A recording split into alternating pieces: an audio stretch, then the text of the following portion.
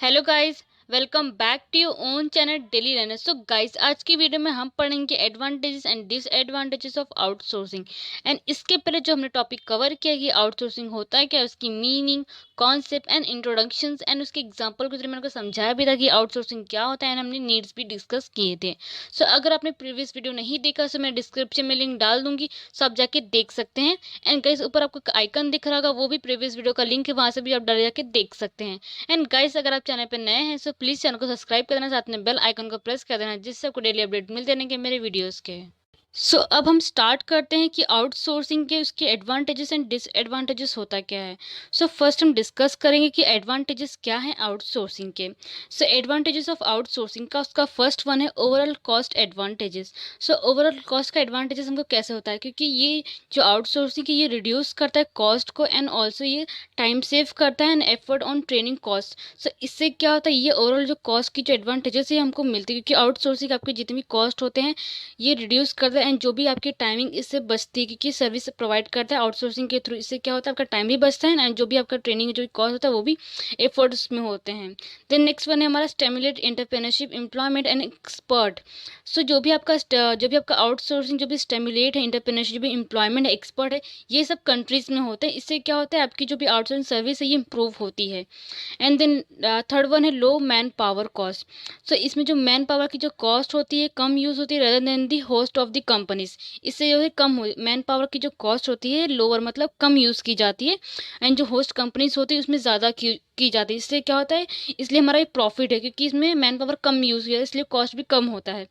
Then fourth में हमारा access to professional expert and high quality service. अगर outsourcing service provide करता है देन वो एक प्रोफेशनल होता है, एक एक्सपर्ट होता है ना, हाई क्वालिटी सर्विस आपको प्रोवाइड करता है। मोस्टली ये जो टास्क है ये हम ऐसे पीपल्स को उनको देते हैं, पीपल्स को जो एक पर्टिकुलर फील्ड में मतलब एक्सपर्ट स्किलर रहते हैं, उनको ही हम टास्क प्रोवाइड करते हैं ताकि वो जाके एक पर्टिकुलर सर्विस प्रोवाइड कर सके आपको, जो भी आउटसोर्सिंग होता है। देन फिफ्थ वन है emphasis on core process rather than the supporting one. So companies के थ्रू कंपनी जो हमको हेल्प करती है वो फोकस करती है नॉन कोर जो भी कोर एरिया होती है। सो इस इनके ऊपर फोकस करने से क्या होता है, जो भी उनकी जो प्रॉफिट होती है, जो भी उनकी क्वालिटी की जो प्रोडक्ट होती है वो इंक्रीज हो जाती है। इससे क्या होता है, बिजनेस या ऑर्गेनाइजेशन को प्रॉफिट होता है। सो इसलिए आउटसोर्सिंग ज़रूरी है। देन इसलिए हमका ये एडवांटेजेस में आता है। देन सिक्स वन है हमारा इन्वेस्टमेंट रिक्वायरमेंट आर रिड्यूसेस। जो भी इन्वेस्टमेंट की जो रिक्वायरमेंट होती है रिड्यूस होती है, क्योंकि ऑर्गेनाइजेशन की जो इन्वेस्टमेंट वो सेव होती है with the help of latest technology software infrastructure की वजह से। इसकी वजह जो आउटसोर्सिंग का जो पार्टनर होता है ये जो भी इंफ्रास्ट्रक्चर की जो भी एंटायर जो भी इन्वेस्टमेंट होती है वो हैंडल करती है। इससे क्या होता है, जो भी इन्वेस्टमेंट की जो भी इसकी कॉस्ट रहती है वो रिड्यूस हो जाती है। देन नेक्स्ट वन है हमारा एडवांटेजेस ऑफ आउटसोर्सिंग, वह increase efficiency and productivity. So outsourcing की जो सर्विस होती है ये ऑर्गेनाइजेशन को हेल्प करती है, उनकी जो एफिशिएंसी जो भी उनकी प्रोडक्टिविटी होती है ये नॉन कोर एरिया में उनकी जो इंक्रीज हो जाती है। इससे क्या होता है, ऑर्गेनाइजेशन को एडवांटेजेस मीन्स प्रॉफिट होता है। देन नेक्स्ट वन है हमारा नॉलेज शेयरिंग। सो आउटसोर्सिंग ये इनेबल करता है ऑर्गेनाइजेशन के साथ में कि जो भी उनकी नॉलेज जो भी है वो शेयर कर सकते हैं and with the help of best practices ये हर एक दूसरे को शेयर करते हैं जो भी नॉलेज होती है। सो इससे क्या होता है, जो भी ऑर्गेनाइजेशन की जो भी प्रॉफिट जो भी एडवांटेजेस होती वो मतलब डेवलप हो जाती है। इसी वजह से जो उनकी गुडविल में बूस्ट होता है, एक ऐसा प्रॉफिट आता है जिससे इंडस्ट्री को जो भी ऑर्गेनाइजेशन को उनको प्रॉफिट हो जाता है। देन अब हम डिस्कस करेंगे कि disadvantages of outsourcing. So disadvantages of outsourcing में से फर्स्ट वन हमारा lack of customer focus. So lack of customer focus में आता है, जैसे कि मीन्स एक आउटसोर्सिंग जो वेंडर होता है ये एक कैटरिंग होता है जहाँ पे उसको मल्टीप्लायर ऑर्गेनाइजेशन को ज़रूरत पड़ती है एक एट अ टाइम पे, मतलब कैटरिंग की। सो ऐसे सिचुएशन में ये मतलब ये कंप्लीट करते हैं, फोकस करते हैं एक इंडिविजुअल ऑर्गेनाइजेशन के ऊपर एज अ रिजल्ट। सो इससे क्या होता है, जो ऑर्गेनाइजेशन के इसके वजह से उनको सफ़र करना पड़ता है, क्योंकि वो इंडिविजुअल ऑर्गेनाइजेशन के फोकस करते हैं, इसलिए आउटसोर्सिंग इसमें मतलब कम यूज़ हो जाता है, इसलिए इसके ये डिसएडवांटेजेस में आता है। देन नेक्स्ट वन है हमारा a threat of security and confidentiality.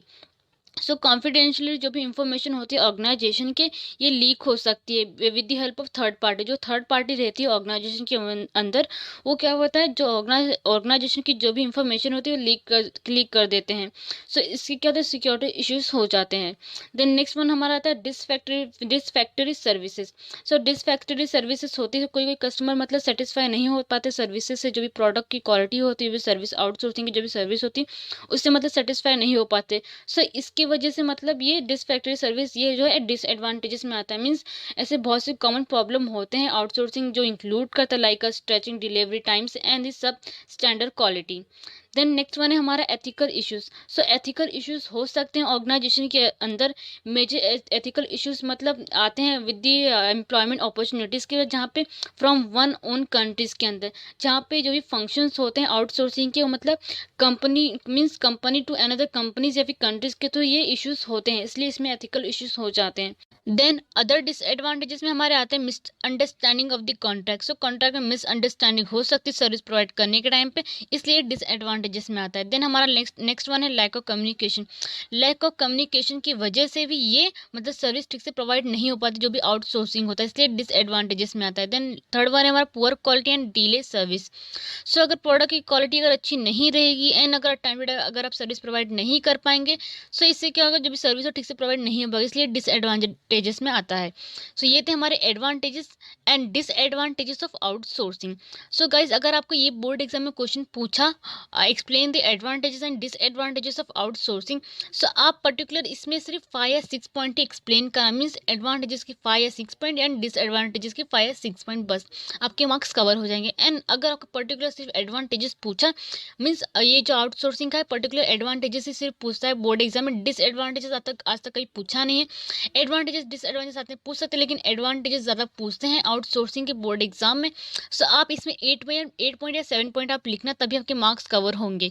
And अगर आपका पर्टिकुलर एडवांटेज पूछता है, देन आप जो भी आपका फर्स्ट पॉइंट है पॉइंटर है, जो भी आपके 8 पॉइंट रहेंगे, आप 2 3 लाइन एक्सप्लेन कर देना। एंड अगर आपको एडवांटेज डिसएडवांटेज साथ में पूछता है, देन आप उसमें 5 या 6 जो पॉइंटर्स रहेंगे एक्सप्लेन कर देना, एंड वो 2 लाइन में एक्सप्लेन कर देना, तभी आपको मार्क्स कवर जो भी कवर हो जाएंगे। तो गाइस अगर आपको किसी भी सब्जेक्ट में डाउट आता है, जैसे कि आपका हो गया एसपी हो गया, ओसीएम हो गया, अकाउंट्स हो गया, इकोनॉमिक्स हो गया, उसमें भी कोई अगर टॉपिक समझ में नहीं आता है, तो आप कमेंट बॉक्स में मैसेज डाल देना, मैं उसके रिलेटेड टॉपिक बना दूंगी, जो भी वीडियो रहेगा बना दूंगी, जिससे आपको समझ में आ जाएगा एंड आपके डाउट्स क्लियर हो जाएंगे। एंड गाइस मैं आपको ऐसे बोर्ड एग्जाम के रिलेटेड गाइडेंस देती रहूँगी। अभी के टाइम पर तो बोर्ड एग्जाम सबके कैंसिल हो चुके हैं, एंड उसके रिलेटेड जो भी न्यूज़ रहेगा मैं अपडेट आपको देती रहूँगी। एंड गाइस अगर आपने अभी तक चैनल को सब्सक्राइब नहीं किया है, तो सब्सक्राइब कर दें, इससे आपको डेली अपडेट मिलते रहेंगे मेरे वीडियोज़ के।